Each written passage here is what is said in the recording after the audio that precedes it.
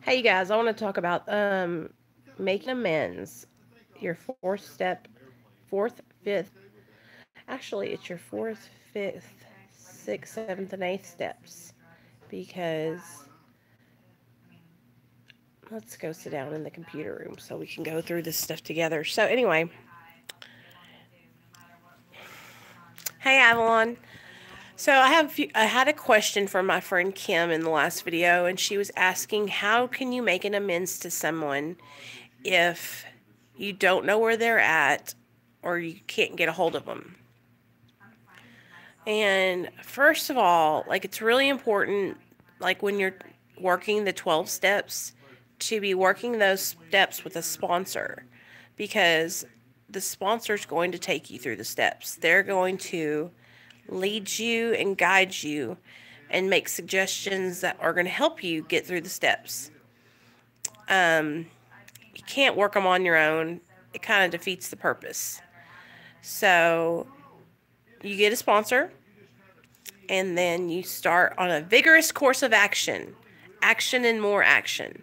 And usually what your sponsor will do is like assign you some reading in the big book or do some worksheet talks with you, or you guys will just start going through the book together. You know, my sponsor and I, she had me read Bill's story, and then she had me do Bill's story. She had me do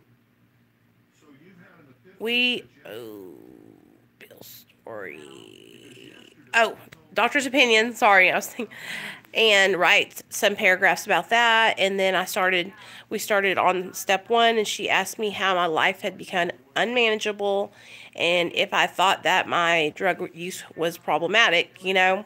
And I wrote a little chapter about that, little like essay thing about that. But we worked together, you know. And on my 4th and 5th step, that's when I sat with her and I told her, you know, I read my 4th step to her, and we discussed it, and we prayed, and we asked God to remove my character defects. Together, we asked Him to do that. When you are making your amends list, I think that's steps 8 and 9. When you're making your list, there's like columns that you make your list by, and it's harms. So it's columns on how your instincts have been affected. If your sexual instinct, financial, you know, your different instincts, because we all have instincts as people. And usually whenever we are committing things or doing things wrong to others or harming others, it's because we are full of fear or one of our instincts has been threatened. And that's usually what is going on, is that's why we usually do something to someone. But whenever you are making amends to people, like my sponsor explained to me like this, that my amends will, like, God will place those people in my life at just the right time. And He did, you guys. Like, I ran into the girl that called DHS on me, and she was at my job one day when I was there. And I just walked up to her and told her I forgave her, you know, and that was it. And that freed me so much. But then there's people that I'll never know, like I won't ever see them again, and I feel like I owe them an amends.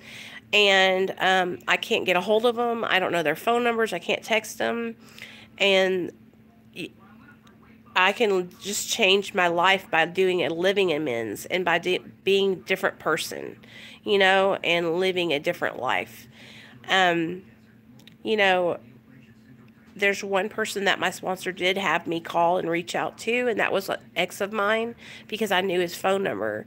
And I called him, and he wouldn't answer, so I called again, and then I just told him. I left a message and told him, hey, I'm sober now. I just wanted to let you know that I'm thinking about you, and give me a call if you feel like talking, and left it open like that, because I don't want to, you know, make him feel uncomfortable or do anything to hurt him now.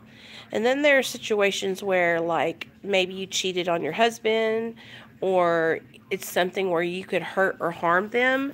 Then, you know, it's in your best interest and the other person's best interest to not say anything about it, because you don't want to hurt them, you know, and you don't want to hurt yourself in the process either. So, making amends are not what people think they are. You don't just like go make a list and go say sorry to everybody. Like, it's not like that.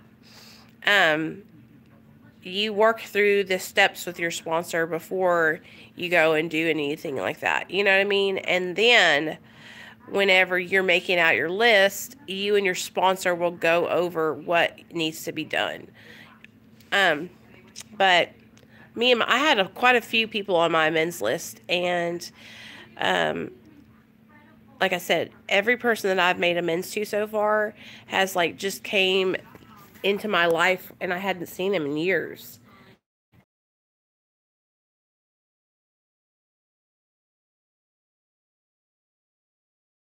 Oh, so it's been an experience, but the best situation was when I got to forgive the girl that called DHS on me and actually thank her for doing that, because it saved my life.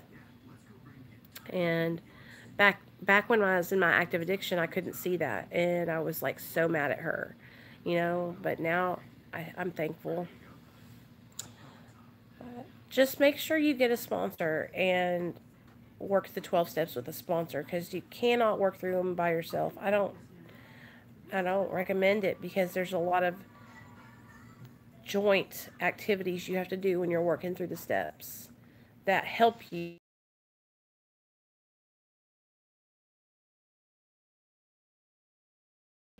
So, yeah. I just wanted to pop on and tell you guys about that. And if you have any more questions, just message me. I was thinking next time we come on, I saw your comment, Avalon, about the 12 and 12. Next time we come on, I'll read some information out of the 12 and 12 for you guys, so that way you'll know, guys, to get to a meeting and get a sponsor. Like, I'm not going to tell you any lies or lead you the wrong way. Like, 12 steps are for you and a closed mouth friend to work through together. Somebody that you can trust, a sponsor, that you want what they have. Somebody that's sober and you look up to them and you want to be sober like them too. So you ask them to sponsor you. And guess what, y'all? Roberta got a sponsor. I'm so excited for her. Like, things are changing, y'all.